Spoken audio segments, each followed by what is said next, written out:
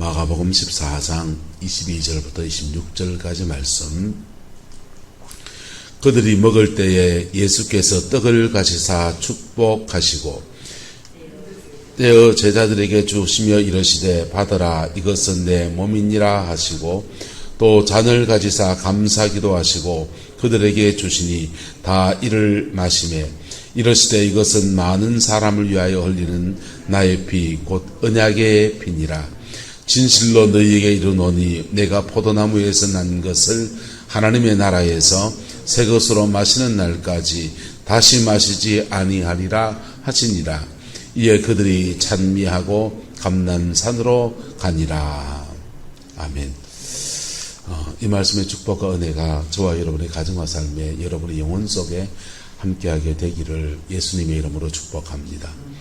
예수님께서 마가복음이나 누가 요한 마태복음에는 간단하게 나오지만은 성만찬을 행하시고 하는 이 마가의 다락방 6월절 날 장치를 위해서 6월절 날 행사를 위해서 예수님과 제자들이 마가의 다락방에서 이렇게 예루살렘 여정을 보내게 되는데 그냥 간단하게 일어난 일이 아니고 몇 가지 일이 일어난 게 아니고 요한복음 13장부터 17장까지가 마가의 다락방에서 한 설교로 그렇게 되어 있습니다. 그래서 그 설교 안에서 설교하시면서 또 중간에 제자들의 발을 씻어주시는 세족도 하시고 그리고 성만찬도 하시고 마가의 다락방에서 이루어진 두 가지 큰 이벤트가 있는데 식사 외에 그냥 일반적인 그냥 6월절 행사 외에 두 가지 큰 행사는 바로 이 세족 발을 씻어주시는 것과 성만찬 예식이에요. 그리고 이제 긴 설교, 예수님의 제자들에게 주시는 긴 설교의 말씀으로 이렇게 구성이 되어 있어요. 근데 그게 이제 마지막 마가복음에서는 마지막 결론처럼 그렇게 이야기를 해놓은 것이 성만찬에 관한 규례입니다. 주님이 성만찬을 행하셨는데 이렇게 말씀하십니다. 그들이 먹을 때에 예수께서 떡을 가지사 마시고 축복하시고 이게 보세요. 그냥 밥 먹을 때 하나님 오늘도 일용할 양식을 주셔서 감사합니다. 이렇게 감사 기도하시는 그런 정도의 식사 자리가 아니고 떡을 먹을 때에 주님이 그들의 옆에서 떡을 가지사 축복하셨다 그랬어요. 그리고 떼어서 하나씩 떼어서 누구한테 줍니까? 제자들에게 줍니다. 그리고 말합니다. 받으라 이것은 내 무엇이다. 몸이다. 그렇게 말씀하세요. 내 몸을 상징하는 것이다. 내 몸이다. 내 몸이다. 그래서 성만찬에 관해서 그 다음 또 말씀하십니다. 잔을 가시고 감사기도 하시고 그들에게 주시니 다 이를 그래 마셨다. 한 잔을 돌려서 이렇게 마셨는데 말씀하십니다. 이것은 많은 사람을 위하여 흘리는 나의 피, 곧 무슨 피다? 언약의 피다. 이렇게 지금 말씀하시는 거예요. 유대인들은 그냥 식사할 때 우리가 밥하고 김치, 국, 기본 요거는 갖춰야 되잖아요. 거기다가 고등어나 찢는지 삼겹살을 굽든지 단백질 하나 더 가면 적당한 요리가 되겠죠. 그렇게 음식을 한다면 유대인들은 식사법이 어떠냐 하면 이 사람들은 빵 먹어요. 빵 먹는데 그 빵을 어떻게 먹냐? 포도주에 적셔서 먹는 거예요. 적셔서 먹는데 6월절 날은 이게 무교병이라고 해서 어려운 말이 아니죠. 그냥 누룩을 안 넣은 빵이니까 여러분 저는 구울 때 누룩을 넣습니까? 안 넣습니까? 안 넣죠. 저는 밀가루 가지고 바로 그냥 쪄서 그냥 굽는 거잖아요. 누룩 안 넣고 그 파리바게트나 뚜레뚜레에서 파는 빵은 누룩을 넣은 겁니까? 안 넣은 겁니까? 그거 넣은 거죠.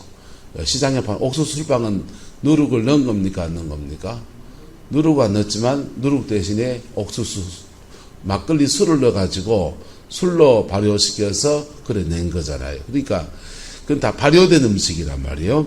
근데 발효가 안 된 밀가루로 생밀가루로 그냥 반죽해서 바로 구워버리게 되면 딱딱한 밀가루, 보들보들한 게 아니고 딱딱한 밀가루가 나옵니다.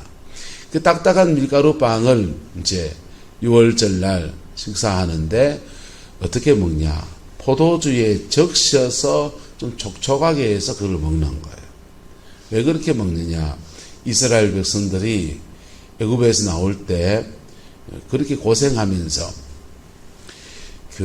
급하게 나와야 됐거든. 바깥문에는 문설주 임방에 어린 양의 피를 바르고, 그리고 갑자기 줄초상이 나서 맞으라 다 죽는데 이스라엘 백성들의 고센 땅에는 죽음이 지나가지가 않습니다. 그리고는 이제 급하게 이제 말미도 없이 그냥 쫓겨나듯이 애굽 땅을 떠나야 됐습니다. 급하게 떠나다 보니까 밀가루에다가 요기를 해야 되는데 부풀게 할 수 있는 시간적 여유가 없는 거예요. 요즘은 좋은 거 있죠. 뭐가 있습니까? 이스트 말고도 좋은 거 있잖아요. 금방 바로 구우면 되는 거. 밀가루에 타가지고 뭡니까 그거 저 있잖아요. 이스트 말고 하여튼 뭐 있습니다. 마트에 가면 팝니다. 그래서 빵에다가 그거 넣고 그냥 하면은 바로 부풀러 올라 카스테라 만들 때 쓰는 거 있어요. 요즘은 그런 게 있지만은 그때는 그런 게 없으니까, 부풀게 할 수 있는 방법이 없으니까 그냥 급한 대로 딱딱한 빵을 만들어서 그렇게 구워가지고 그걸 이제 제비 삼아 도시락 삼아서 들고 이렇게 나온 것입니다. 그래 나와서 광야에 나왔기 때문에 이스라엘 백성이 6월절만 되면 집에 누룩이나 누룩은 다 없애버리고, 그리고 밀가루 빵을 먹는데 누룩을 넣지 않는 빵을 먹으면서 선조들의 고난을 기억하고 그때 구원하신 은혜에 대해서 감격하면서 누룩 안 넣은 빵과 그 포도주를 먹으면서 그렇게 광야 생활을 추억하고 애굽에서 나온 것들의 은혜를 그렇게 회상하면서 지금도 구원하실 하나님의 은혜를 바라면서 그렇게 6월절 예식을 치르는 겁니다. 근데 예수님께서 6월절 예식의 의미를 바꾸어서 좀 적용해 주시는 겁니다. 빵을 뜯어서 찢으면서 말씀하시기를 이것은 누구의 몸이다, 나의 몸이다고 말씀합니다. 그래서 빵을 뜯어 먹을 때 예수님의 살을 먹는, 이게 성만찬에 대한 교리가 캐톨릭하고 우리 개신교가 조금 달라요. 캐톨릭은 성만찬을 할 때 이게 화채설을 주장합니다. 화채설은 뭐냐 하면 실제로 그 빵이 신부가 안수를 하고 빵을 뜯을 때 실제로 예수님의 살이 된다는 거예요. 그래서 한 개씩 이렇게 나누어 먹습니다. 남은 빵이 생깁니다. 남은 빵 어째야 됩니까? 예수님의 살인데. 그래서 끝나고 난 뒤에 남은 빵을 신부님들이 다 혼자 드셔야 돼. 포도주도 실제로 예수님의 피가 된다고 그렇게 주장해요, 캐톨릭은. 그래서 남은 포도주가 생깁니다. 그러면 한 방울까지 예수님의 포도주를 그냥 흩으러 버릴 수 없다 해서 한 방울까지 신부님들 다 핥아서 먹습니다. 근데 개신교는 어떠냐 하면, 개신교는 공제설과 영적 임재설로 이렇게 나누어지는데요. 공제설은 뭐 비슷해요. 영적 임재설은 이 성만찬을 할 때 그 살에, 그 떡에 성령이 임해서 예수님과 살과 같은 효과를 내주신다, 이런 뜻이에요. 예수님과 살과 같은 효과를 내주신다. 떡은 떡인데 성령이 임하셔서 그 성령 안에서 예수님이 살이 우리에게 임해서 예수님이 살이 찢어짐으로써 우리의 찢어진 살덩어리를 고치시고 싸매시는 역사를 만드십니다. 성경은 말하기를 저가 채찍에 맞음으로 너희가 나음을 얻었느니라고 했어요. 할렐루야. 그래서 성만찬을 벌로 안 하고 믿음으로 하면 치유가 많이 일어납니다. 예수님이 살이 찢어진 것을 마음에 새기면서 이것을 받을 때 실제로 치유가 많이 일어납니다. 우리는 그 성만찬의 그런 영적인 의미를 설명하지 않고 안 담아서 하니까 그렇게 막 그런 게 사모하지 않고 그냥 해요. 교회에서 하는 의식인 줄 알고 세례받은 분 당연히 하고 그렇게 하는데, 외국의 영적인 사역을 하는 교회들은 성만찬의 의미를 다 풀어주거든요.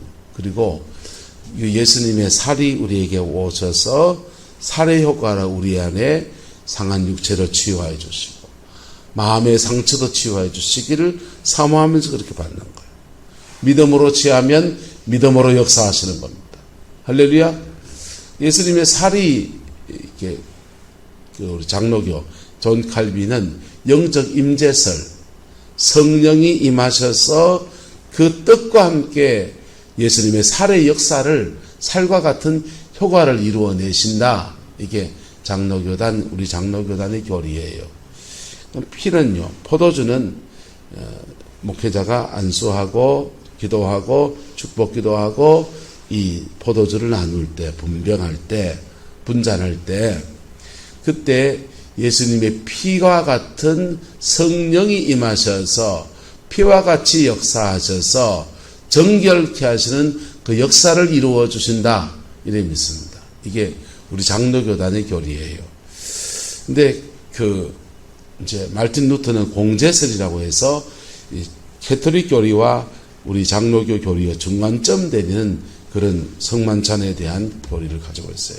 어쨌건 예수님의 성만찬이 이렇게 펼쳐지게 되는데, 우리는 지금 그 성만찬에 이거냐 저거냐 논쟁을 하고 있지만은, 이 성만찬을 처음 받는 제자들은 이걸 받으면서 경천동지할 이야기입니다. 성전에 듣도 보도 못한 얘기를 하시는 거예요. 이스라엘 백성들은 6월절 날이 되면 양을 잡아다가 문설주와 임방에 바르고 자기들 양고기를 나눠 먹어요.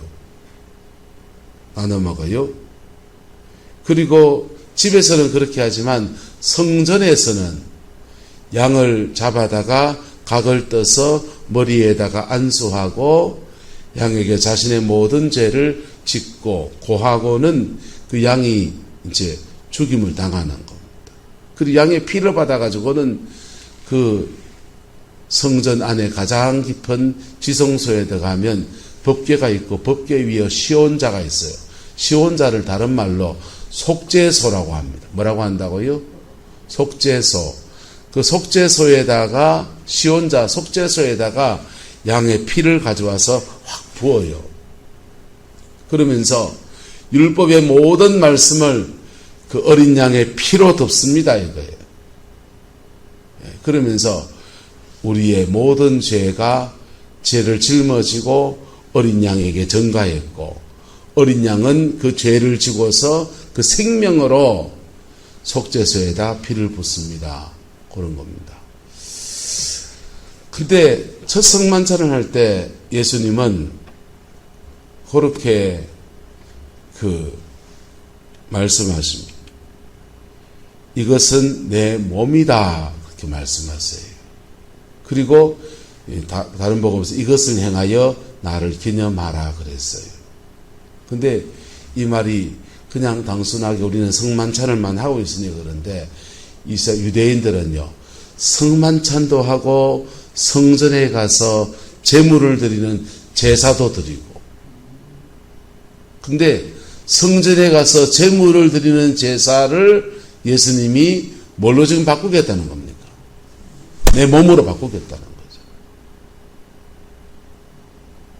그러니까 이거는 유대교의 종교 의식의 혁명을 가져오는 종교적인 혁명이에요. 6월절 날 양 잡아서 번제 드리고 속죄소에 갖다 붓는 그 피, 그리고 양을 잡을 때 양을 잡은 사람들이 고기와 내장과 뭐 이런 것들은 불살라서 하나님께 번제로 올려드리고, 고기는 찢어서 이렇게 제사장과 나눠 먹거든요. 그런데 그 나눠 먹는 그 고기들이 곧 누구다? 당신의 살이다. 6월절, 바꿔 말하면 예수님이 6월절 양이다. 이 말씀을 하시는 겁니다. 예수님은 이스라엘 백성들은 지금 제자들은 계속해서 예수님의 메시아됨에 대해서 왕이신 메시아를 믿고 따라왔어요. 무슨 메시아요? 왕이신 메시아를 믿고 따라왔는데 예수님 예루살렘에 들어오셔서 이런저런 일을 하시더니 결정적인 말씀을 계속 하시면서 하신 말씀이 뭐냐면 나는 따라합시다. 나는 제사장 메시아이다. 이스라엘 구약의 역사에서 세 그룹의 사람에게 기름 부었습니다. 그리스도 메시아라는 뜻 자체가 기름 부은 자든 자라는 뜻이에요. 왕, 제사장, 선지자에게 기름 부어요. 그런데 이 왕, 제사장, 선지자에게 기름을 붓는데 그리스도라는 말이, 메시아라는 말이 시간이 지나면서 기름 부음 받은 자라는 말이 새 직분을 가진 사람에게 하는 말들에서 한 사람을 가르치는 말로 사람들에게 바뀌어서 그렇게 회자되어집니다. 그 한 사람은 바로 다윗의 왕권을 회복할 유다의 사자, 왕으로 오실 그리스도. 유다 지파는 제사장 지파가 아니에요. 유다의 사자가 되셔서 다윗의 왕권을 가지고 이 땅에 내려올 그러한 왕이신 메시아, 그분이 오신다고 믿는 걸로 바뀌게 된 겁니다. 근데 주님은 내가 그다, 다윗의 자손이다. 그런데 나는 다윗의 자손으로서 왕권을 휘두르는 그런 메시아로서 온 것이 아니라 예수님은 자기 목숨을 많은 사람의 대속물로 주는 제사장 메시아의 길을 간다, 이 말씀하시는 거예요. 할렐루야. 이게 지금 성만찬을 해주는 것이 제자들에게 십자가를 지고 가야 되는 당신의 여정에 대해서 예언적으로 지금 제자들에게 풀어주시고요. 그리고는 제사장이면 속죄제로 드릴 양을 들고서 번제단에 올라간다면 예수님은 당신 자신이 제사장도 되시고, 따라합시다. 제사장도 되시고, 제물도 되시고, 제사장도 되시고, 제물도 되셔서 그 번제물이 되셔서 그 십자가에 매어 달리게 된다라고 말씀하시는 거예요. 그리고 그렇게 내가 죽임을 당하고 나면 너희가 이 성만찬을 나를 기념해서 하는데 그렇게 행할 때 찢어진 내 살이 이 떡과 함께 역사하리라. 찢어진 이 빵덩어리가 나의 살처럼 역사하리라. 포도주, 잔에 부어진 포도주가 나의 피처럼 역사하리라. 그러고 있는 거예요. 이건요, 지금 우리는 이게 의식이 그냥 정리가 돼서 그냥 뭐 성만찬, 코로나 때문에 계속 못했습니다만은 성만찬을 하니까 그런가 보다 하지만은요, 유대인으로서 제사를, 유월절 제사를 지금 드려야 되는 이 사람들이 지금 이 집에 모여서 유월절 의식을 치른다고 무교병 떡 먹고 또 양 고기 잡아서 이렇게 나눠 먹으면서 양고기와 포도주와 유월절 떡 세 가지씩 먹고 있거든요. 세 가지를 나눠 먹고 있는 중에서는 이게 경천통지할 이야기인 거예요. 할렐루야. 종교적인 완전한 혁명이 일어나는 거예요.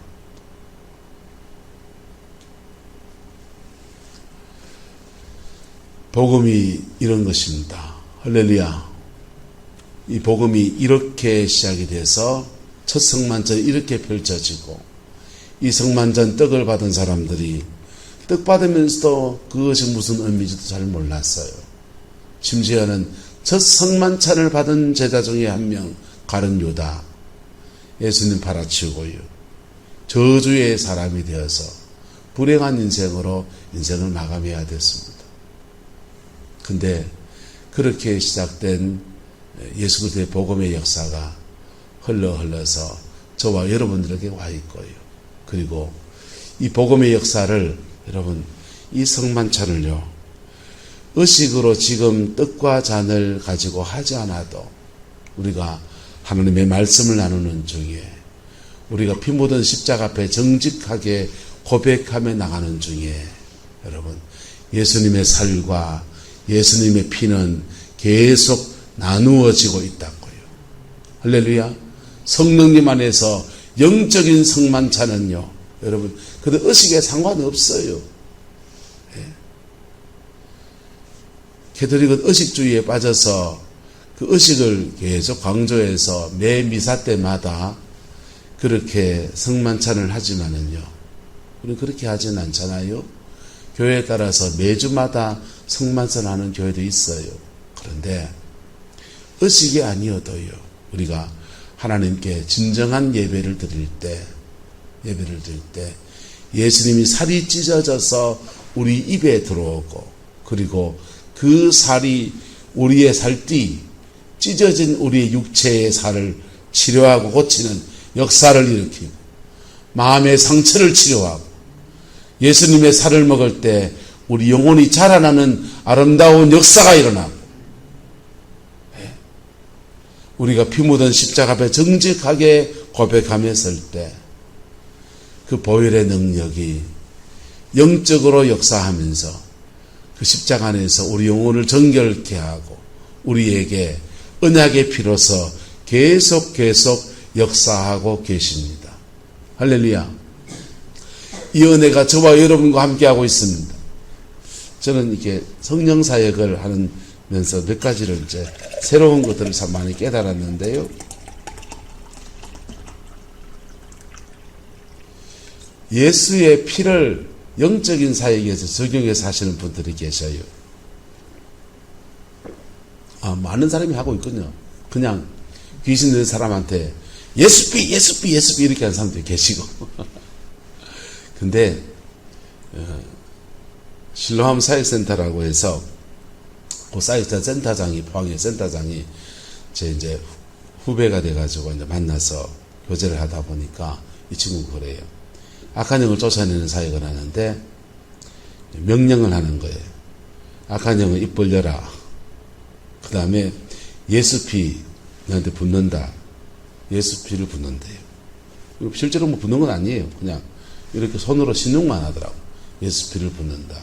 그런데 놀라운 것은 예수피를 붓는다고 선포하잖아요.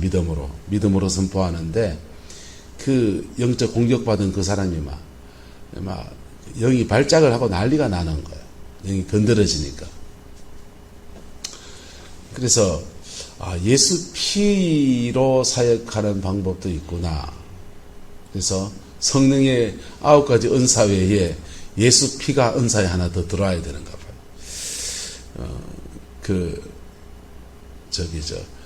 부산에 가면 양결 목사님 생명수 교회도 가면 사역을 할 때, 죽기 사역을 할 때 정술이 열리고 예수피 성령의 불 들어가 이렇게 명령을 해요. 예수피와 성령의 불이 온몸으로 들어간다는 거예요. 이게 영의 세계는 따라합시다. 믿음으로 하는 겁니다. 뭘로 하는 거라고요? 믿음으로 하는 거예요. 그래서 예수피 성령의 불 들어가. 간이 안 좋다. 우상복부. 간은 우상복부. 이쪽입니까? 사모님? 요 밑에입니까? 옆구리 요 밑에. 우상복부. 여기가 간이에요. 간이 안 좋다 그러면 예수피 성령의 불 간으로 임하소서라고 존칭을 쳐서 하기도 하고, 예수피 성령의 불 간으로 들어가 명령문을 써서 하기도 하고. 우리나라 말은 높임말 낮춤말이 있어 그렇지만은 여러분 영어나 이런 다른 나라의 언어들은 그냥 그런 높임말 낮춤말이 그렇게 복잡하지 않아요. 그냥 성령에 임하소서 하든지 성령에 임하라 하든지 그거는 그다지 중요한 문제는 아니라고요. 우리 입장에서는 성령이여 임하소서 이게 높임말처럼 쓰는 게 맞고, 미국이나 영어나 이런 데를 쓰는 사람들은 성령이 임하라 명령문 써도 돼요. 부모 자식 간에도 그냥 반말이, 우리처럼 쓰는 반말이 높임말이 없어요. 존중. 높임말 쓰려면 언어를 복잡하게 해야 돼. 성령여 간으로 들어가 예수의 성령의 피 간에서 돌아. 간에서 본다 이게. 믿음으로 취하는 거예요. 간에서 돌면 간에 있는 노폐물 찌꺼기들 예수 피 정결케 되라 명령해요. 그리고 여기 악한 영이 있으면 예수님 마시고 성령의 불에 태워져라. 예수님 마시고 성령의 불에 태워져라. 그래 명령을 합니다. 그래서 예수님과 성령의 불에 태워져 하면 이게 태워지고 믿음으로 할 때 역사하시는 거예요. 할렐루야. 그래서 태워져요. 그래서 태워지면 이제 토하여 내기도 하고 그냥 뽑혀 나오기도 하고 그렇게 이제 죽기 사역을 해요. 그런데 여러분 그런 성령의 다른 사람의 사역자들이 은사로서의 예수 피를 말할 수 있어요. 말할 수 있는데 진짜 예수 피는 따라합시다. 내가 피 묻은 십자가 앞에 정직하게 설 때, 피 묻은 십자가 앞에 정직하게 설 때, 부활의 주님이 영광 가운데 오셔서 그 보혈의 능력으로 한없는 능력으로 우리를 깊이 치유하세요. 할렐루야. 깊이 치유하세요. 깊이 회복시키세요. 우리가 피 묻은 십자가 앞에 정직하게 설 때 창에 찔리고 채찍에 맞으실 이유가 없으시고 육체가 상할 이유가 없으신 그분이 상한 육체를 입으신 것은 성경 말씀대로요. 다음 따라서 저가 채찍에 맞음으로 너희가 나음을 얻었느니라. 우리 몸을 낫게 하신다. 여러분 은사로서 사역자들이 은사적인 능력에서 예수의 보혈을 사용하고 성령의 불을 사용하고 선포하고 그러가는 것은 믿음으로 하는 거지요. 그런데 그런 원리를 몰라도요. 우리가 아주 단순한 복음, 십자가의 예수 그리스도가 나의 죄를 위해 죽으셨고 나의 의롭다 하시게 살아나셨고 그 보혈의 능력 안에서 나의 모든 죄를 사하셨고 그 보혈의 권세 안에서 사단의 모든 권세를 꺾어내시고 모든 저주를 풀어내시는 것을 믿음으로 그 십자가 앞에 정직하게 설 때 예수의 보혈은 누가 명령하지 않아도 하나님이 그분의 주권 안에서 강력하게 임하셔서 우리의 온몸과 마음과 육체와 영혼의 모든 때까지 제하고 정결케 하고 깨끗게 하시는 그 은혜를 허락하여 주십니다. 할렐루야. 대천적 신부님이 원래는 목사님이 우리는 개신교 몰라 목사님이어야 되는데 영국 성공회는 목사를 신부라고 그래요. 대천적 목사님이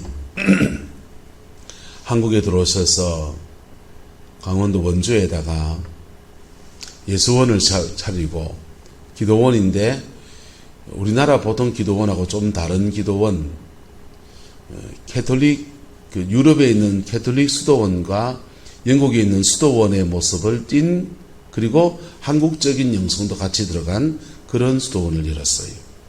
통성기도도 하고 묵상기도도 하는 그런 수도원이에요. 그 수도원을 열고서 이렇게 그 사람들을 돌봅니다.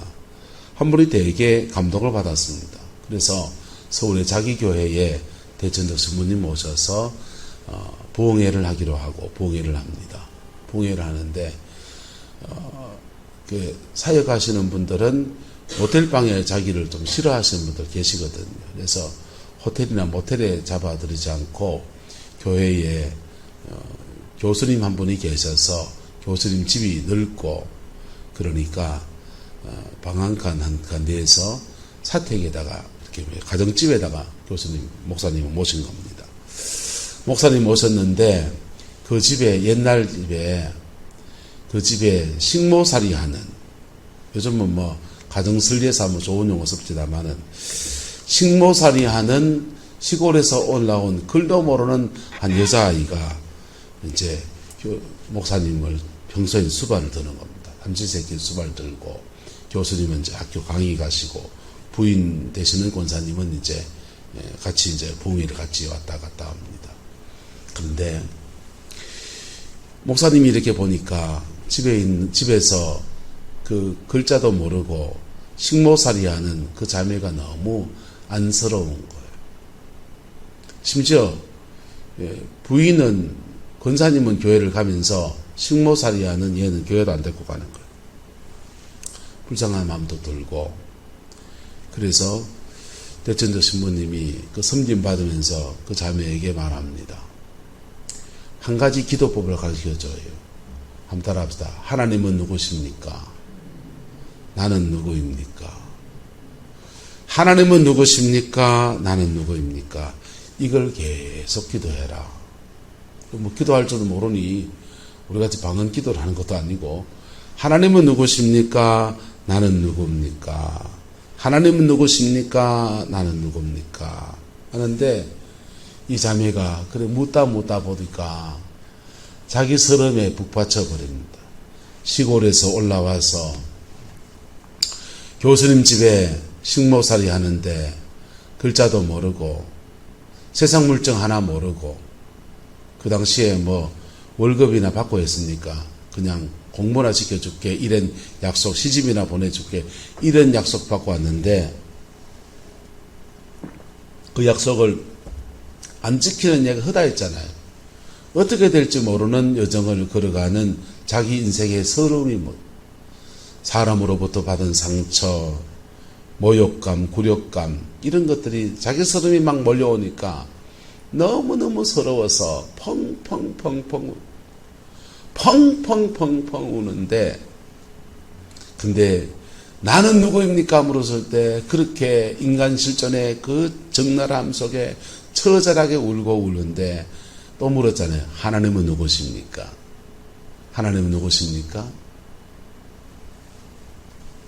하나님은 누구십니까? 나는 누구입니까? 자기 서름에 그걸 채우시고 만지시고 고치시고 싸매시는 그 하나님의 은혜가 물밀듯이 밀려오는 거예요. 대천적 신부님 거기에 봉에 다 마치고 갔습니다. 제일 은혜 많이 받은 사람 누구겠어요? 교인들요? 집에 매신 교수님 부인요? 아니요. 그 말씀 앞에 부딪힌, 십자가 앞에 부딪힌 그 식모살이 하는 사람, 이름도 모르는 그 자매가 그렇게 은혜를 많이 받았어요. 그리고 하나님과 함께 인생을 살아가는 여정이 시작되는 거죠. 할렐루야. 예수 그리스도의 보혈의 능력은 모든 죄를 사합니다. 예수 그리스도의 보혈의 능력은 어둠의 모든 권세도 파쇄합니다. 예수 그리스도의 보혈의 능력은 우리의 모든 상처도 싸맵니다. 예수 그리스도의 보혈의 능력은 인생에 묶인 모든 저주도 다 풀어냅니다. 예수 그리스도의 보혈의 능력은 사람과 사람 사이에 얽힌 그 모든 문제도 다 풀어냅니다. 근데 열쇠는 딱 하나예요. 딱 하나 요구합니다. 돈도 요구하지 않습니다. 그 십자가 앞에 단지 정직함만을 요구합니다. 뭘 요구한다고요? 정직하고. 그 십자가 앞에 서서 하나님 저 사람 죄요, 저 사람 죄요, 그 하는 사람에게는 답이 없습니다. 견적이 안 나옵니다. 그 십자가 앞에 나는 이런 죄인입니다. 나는 이런 상처 있습니다. 원망 불평 나오면요, 하소 하나님한테. 원망 불평 나오면 하나님한테 하이소. 하나님 왜 내 인생은 이래 쫙 꺾어놓고 이래 놓습니까? 하세요. 하나님은 원망한다고 하지 않고 정직하게 말해줘서 고맙다 하십니다. 그리고 그 한들을 받으신다고. 그리고 그 억울한 마음을 풀어주시는 역사를 익힌다고. 예, 제발 방언기도 좀 그만하시고, 그런 분들은요. 방언기도 그만하시고 여러분의 말로 또박또박 신랑이 미우면 밉다 하시고, 자식이 뭐 하면 속썩이면 속썩인다 하시고, 내 인생은 왜 이랬나 하시고, 나는 누구인가 묻고 나가십시오. 그럴 때 하나님은 누구신가? 그분의 그 한없는 사랑이 예수 그리스도의 보혈을 통해서, 십자가의 죽음을 통해서 우리에게 쏟아지듯이 그렇게 내려올 것입니다. 거룩한 성만찬은 지금도 계속되고 있습니다. 이 말씀을 나누는 중에도 영적인 성만찬은 이루어지고 있습니다. 이것을 받아서 먹고 여러분의 양식으로 삼고, 이 잔을 받아서 여러분의 영혼에 부어서 정결한 영혼으로 복 있게 살아내는 은혜가 있기를 주의 이름으로 축복합니다. 기도하겠습니다. 좋으신 아버지 하나님, 주의 제자들이 첫 번째 성만찬을 나눈 이야기들을 나누었습니다. 주님, 이 시간 어린 양 예수의 피를 우리 영혼에 부어 주시옵소서. 이 시간 어린 양 예수 그리스도의 살을 우리 입에 먹여주시고 우리의 살 찢어진 살에 싸매어 주시고 우리 영혼의 깊은 상처들 속에 임하여 주셔서 상처는 싸매어지게 하시고 아버지를 상한 육체는 고침받게 하시고 강건케 하시는 그 은혜를 허락하여 주시옵소서. 원수에게 공격받은 모든 부위마다 어린 양 예수 그 보혈의 피가 운행하여 주셔서 그 피 안에서 정결케 되어지고 새살이 돋아나고 새 인생을 사는 은혜가 주어지게 축복하여 주옵소서. 누구든지 그리스도 예수 안에 있으면 새로운 피조물이라 이전 것은 지나갔으니 보라 새것이 되었도다라는 이 말씀의 역사를 우리 가운데 허락하여 주시옵고 영적인 성만찬 베풀어 주시옵소서. 주께서 함께해 주시기 원합니다. 예수님의 이름으로 축복하며 기도드리옵나이다. 아멘.